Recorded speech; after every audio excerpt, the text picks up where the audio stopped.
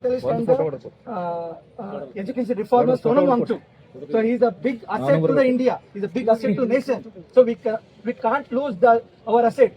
So we demand from our Vijaypur civil society that Dharmendra Pradhan must resign as soon as possible. Otherwise, we will do more protest in the coming days. Thank you, sir.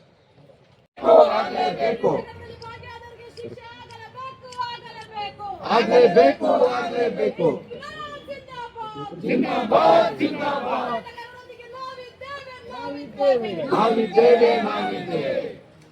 Sir, this memorandum is regarding Sonam Wangchuk protest at Jantar Mantar in Delhi. We are addressing this to the Honorable President of India, Srimati Draupadi Murmu, to the District Commissioner Vijaypura.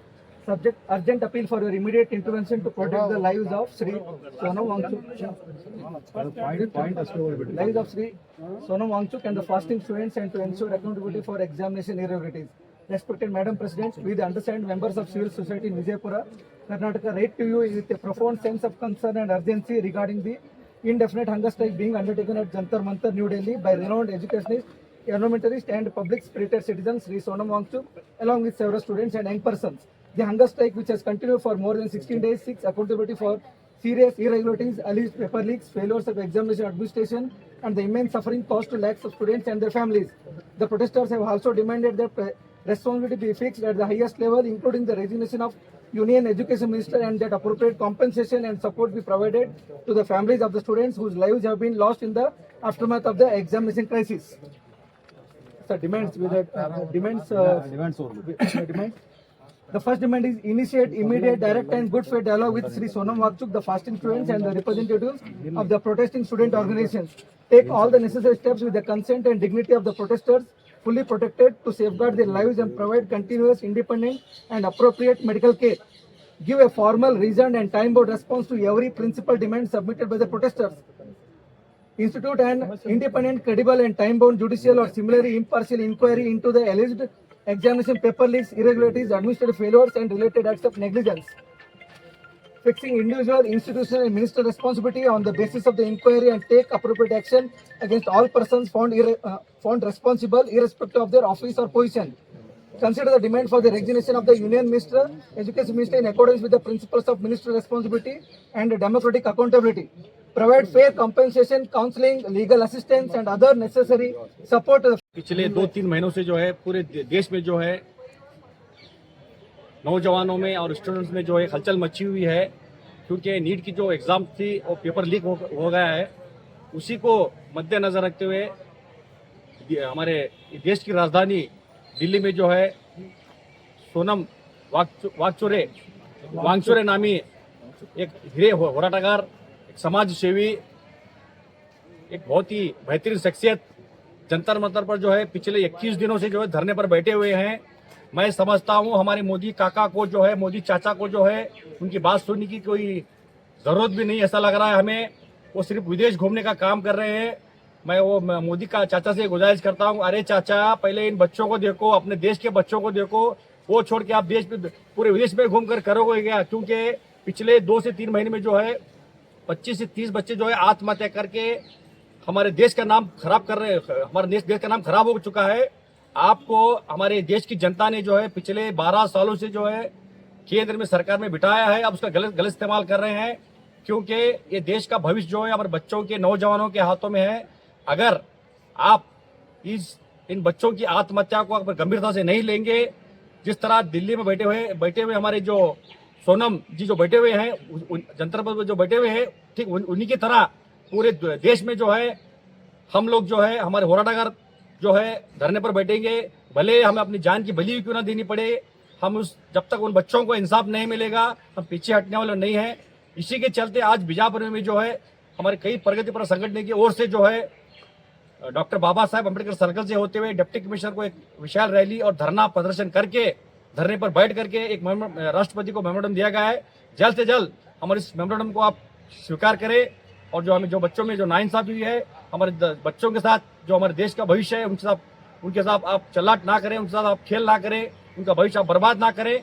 अगर आप इस तरह का काम करेंगे तो ये देश की जनता, कई सरकारें इससे पहले आई चली गई, उनको आपको पता होना चाहिए, सरकार ने आपको, देश की जनता ने आपको सरकार बनाने का मौका दिया है।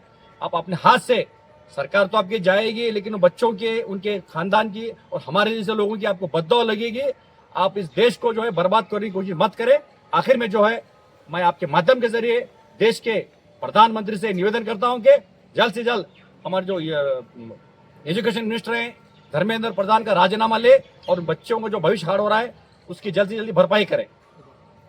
मैं फयाज कलाजी। जो हमारे देश के एक असेट है वो आज 20 दिन हो गया दिल्ली के जंतर मंतर पे नीट एग्जाम के विरोध में, और धर्मेंद्र प्रधान राजीनामा देना बोल के उसके अगेंस्ट वहाँ पे एक प्रोटेस्ट कर रहे। तो इसलिए हम पूरे बीजापुर के सोसाइटी पूरा आज उनके समर्थन में आज हम डीसी को एक मनवी दिए, डीसी मुखांतर हमारे प्रेसिडेंट को एक मनवी दिए।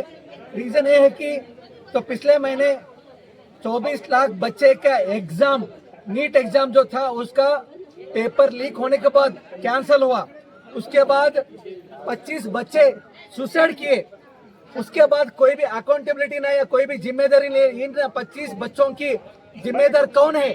इसके जिम्मेदार कोई भी नहीं लिया आज तक, ना ही सरकार में बैठने वाले प्रधानमंत्री या हमारे देश के शिक्षण मंत्री धर्मेंद्र प्रधान इसका रेस्पॉन्सिबिलिटी नहीं लिए।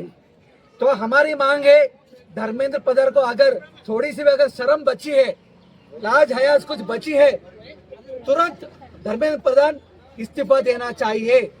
ये हमारी मांग है, इस्तीफा देना ही चाहिए। अगर आपको ना कुर्सी इतनी प्यारी है तो आप बच्चों के अगर हित में अगर काम कर नहीं कर रहे तो इसलिए आपको ना इस्तीफा देना होगा। यही हमारी मांग है। Thank you. ಶಿಕ್ಷೆ ಆಗಲೇಬೇಕು ಶಿಕ್ಷೆ ಆಗಲೇಬೇಕು ವಿದ್ಯಾರ್ಥಿಗಳೊಂದಿಗೆ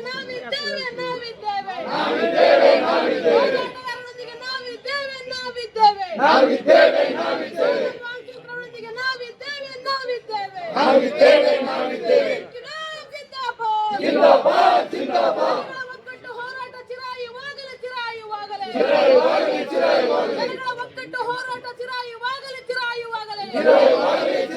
ಹೋರಾಟಗಾರರೊಂದಿಗೆ ನಾವಿದ್ದೇವೆ.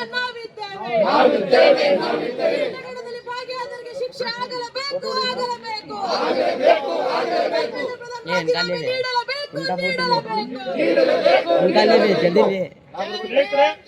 ಹೋರಾಟ ಸಮಿತಿ ವತಿಯಿಂದ ಯಾಕಂತಂದ್ರೆ ಡೆಲ್ಲಿಯಲ್ಲಿ ಜಂತರ್ ಮಂತರದಲ್ಲಿ ಸೋನಮ್ ಅವರು ಸುಮಾರು 20 ದಿವಸದಿಂದ ಉಪವಾಸ ಸತ್ಯಾಗ್ರಹ ಮಾಡ್ತಾ ಇದ್ದಾರೆ.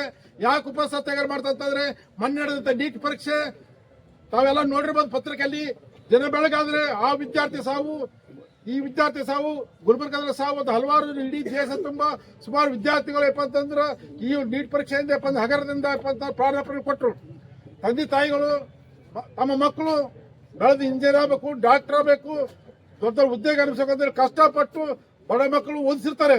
ಆದ್ರೆ ಅವರ ಒಂದು ಕಣ್ಣೀರಿಗೆ ತಣ್ಣೀರು ಜಾಸ್ತಿ ಬಿಟ್ಟಿದ್ರು. ಇಡೀ ತಂದೆ ತಾಯಿಗಳಪ್ಪ ಅಂತಾರೆ ಇವತ್ತು ಗೋರಿ ಮುಂದೆ ಮಕ್ಕಳು ಬಂದು ಗೋರಿ ಮುಂದೆ ಕುತ್ಕೊಂಡು ಅಂದ್ರೆ ಗಳ ಕಣ್ಣೀರು ಬಿಟ್ಟು ಅಳಕತ್ತಾರೆ. ಇವತ್ತು ಅವ್ರು ಇಡೀ ಕುಟುಂಬ ಅಂತಂದ್ರೆ ಇದು ಸಂಕಟದಲ್ಲಿದೆ. ಇಡೀ ಒಂದು ಕುಟುಂಬ ಯಾಕಂತಾರೆ ಇಡೀ ಮಕ್ಕಳ ಭವಿಷ್ಯನ ಕಾತಕ ತಂದೆ ತಾಯಿಗಳು, ಇಡೀ ದೇಶದ ಜನ, ಪ್ರಜ್ಞಾವಂತ ಜನ, ಹೋರಾಟಗಾರರು ಅವರಿಗೆ ನಾಡಿ ಮಿಡಿತಕ್ಕೆ ಇವತ್ತು ಹೋರಾಟ ಪ್ರಾರಂಭ ಆಗಿದೆ. ಶಿಕ್ಷಣ ವ್ಯವಸ್ಥೆ ಬಹಳ ಅಧೋಗತಿಯಿಂದ ನಡೆದದ. ಕೇಂದ್ರ ಸರ್ಕಾರ, ನರೇಂದ್ರ ಮೋದಿ ಸರ್ಕಾರ ಅಧಿಕಾರ ಬಂದಾಗಿಂದ ಇಲ್ಲಿವರೆಗೂ ಹಗರ ಮೇಲೆ ಹಗರಣ ಜಾಸ್ತಿ ಆಗ್ತಾ ಇದೆ. ಇಡೀ ದೇಶದ ಭವಿಷ್ಯ ಕಗ್ಗತ್ತಲ್ಲಿ ಕಾಯ್ತಾ ಇದೆ. ಪ್ರಜಾಸತ್ತಾತ್ಮಕ ಹಕ್ಕುಗಳಿಗೆ ಮೊಟಕು ಕೊಡ್ತಾ ಇದೆ. ಪ್ರಜಾಪ್ರಭುತ್ವ ವ್ಯವಸ್ಥೆ ನಿರ್ಮೂಲನೆ ಮಾಡಿ ಸರ್ವಾಧಿಕಾರತ್ವ ಕಡೆ ಹೋಗ್ತಕ್ಕಂಥದ್ದು ನೋಡ್ತಾ ಇದ್ದೇವೆ. ಹಿಂದೆ ನೋಡಿದ್ವಿ, ಮಹಾತ್ಮ ಗಾಂಧೀಜಿಯವರು ಉಪವಾಸ ಸತ್ಯಾಗ್ರಹ ಮಾಡಿದ್ರು. ಆ ಉಪವಾಸ ಸತ್ಯಾಗ್ರಹ ಮಾಡಿದ ಗಾಂಧೀಜಿ ಮಾಡಿದ ಸಂದರ್ಭದಲ್ಲಿ ಬ್ರಿಟಿಷರು ಹೆದರ್ತಿದ್ರು. ಮಾತುಕತೆ ಕರೆದು ಬಗೆಹರಿಸ್ತಿದ್ರು. ಆದ್ರೆ ಮಹಾತ್ಮ ಗಾಂಧೀಜಿ ಹೋರಾಟಕ್ಕೆ ಬಲದು ಬ್ರಿಟಿಷರು ಹೆದರ್ತಿದ್ರು ಬೇರೆ ದೇಶದವರು. ಆದ್ರೆ ನಮ್ಮನ್ನ ಆಡಳಿತ ಮಾಡ್ತಕ್ಕ ಸರ್ಕಾರ, ಇಲ್ಲಿಂದ ಜನತಾ ಪ್ರತಿನಿಧಿಗಳು ನಮ್ಮವರೇ ಹೋರಾಟ ಮಾಡಿದ್ರೆ ಅವ್ರಿಗೆ ಹೋಗಿ ಬಂದು ಮಾತಾಡ್ಸಕ್ಕೆ ದೈಹಿಕ ಹಕ್ಕಿಲ್ಲ, ಒಂದು ಮಾನಸಿಕ ಸ್ಥಿರತೆ ಇಲ್ಲ.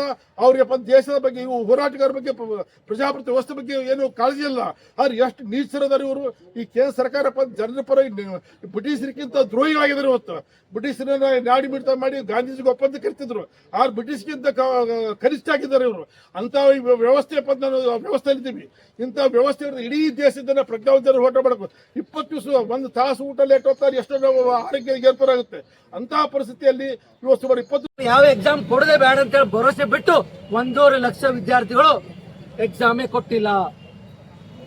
ಇಷ್ಟೆಲ್ಲ ಅಕ್ರಮ ಆದ್ರೂ ಕೂಡ ಧರ್ಮೇಂದ್ರ ಪ್ರಧಾನ್ ರಾಜೀನಾಮೆ ಕೊಡುವುದಿಲ್ಲ. ಇಲ್ಲಿ ಕೂತಂತ ಹೋರಾಟಗಾರರಿಗೆ ಅವರು ದೇಶ ದ್ರೋಹಿ ಅಂತೆ, ಇವರು ಟುಕಡೆ ಗ್ಯಾಂಗ್ ಅಂತ ಹೇಳ್ತಾರೆ. ಯಾವ ಆಧಾರ ಮೇಲೆ ಹೇಳ್ತಾರೆ? ಇವ್ರ ಮೇಲೆ ಪೊಲೀಸರು FIR ಮಾಡಿ ಒಳಗಾಗಬೇಕಿತ್ತು ಅವ್ರನ್ನ. ಹೀಗಾಗಿ ನಾನು ಇವತ್ತಿಲ್ಲಿ ಬೇಡ್ಕೊಳ್ಳೋದು ಒಂದೇ, ಸೋನು ವಾಕ್ಚುಕ್ ಮತ್ತೆ ಇನ್ನಿತರ 15 ವಿದ್ಯಾರ್ಥಿಗಳು ಏನು ಉಪವಾಸ ಜಂತರ್ ಮಂತರ್ ಮಾಡ್ತಿದ್ದಾರೆ, ಅವ್ರ ಬೇಡಿಕೆ ಒಂದೇ, ಧರ್ಮೇಂದ್ರ ಪ್ರಧಾನ್ ಅವರು ತಕ್ಷಣ ರಾಜೀನಾಮೆ ಕೊಡಬೇಕು. ನಿಮಗೆ ಏನಾದ್ರೂ ಮಾನ ಮರ್ಯಾದೆ ಇದ್ರೆ ರಾಜೀನಾಮೆ ಕೊಡಬೇಕು. ಪ್ರಧಾನಮಂತ್ರಿ ಅವರು ಧರ್ಮೇಂದ್ರ ಪ್ರಧಾನ್ ಅವರ ರಾಜೀನಾಮೆ ಅಂಗೀಕಾರ ಮಾಡ್ಬೇಕಂತೇಳಿ ನಾನು ಈ ಮುಖಾಂತರ ಒಂದು ಬೇಡ್ಕೊತಾ ಇದ್ದೀನಿ. ಧನ್ಯವಾದಗಳು.